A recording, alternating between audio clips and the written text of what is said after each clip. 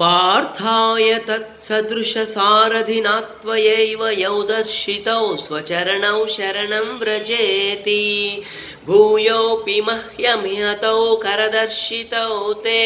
श्रीवेङ्कटेशचरणौ शरणं प्रपद्ये मन्मूर्तिकालियफणे विकटाटवीषु श्रीवेङ्कटाद्रिशिखरे शिरसि श्रुतीनां चित्तेऽप्यनन्यमनसां सममाहितौ ते श्रीवेङ्कटेशचरणौ शरणं प्रपद्ये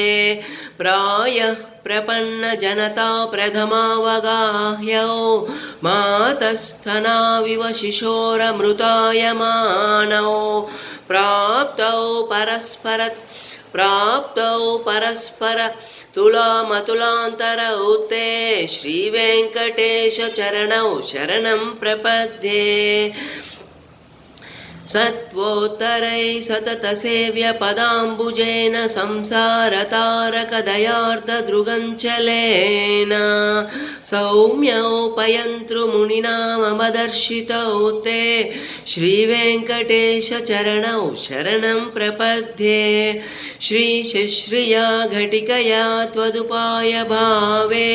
प्राप्ये त्वयि स्वयमुपेयतया स्फुरन्त्या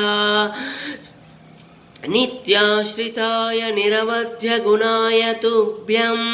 शां किं करो वृषगिरीश न जातु मह्यम्।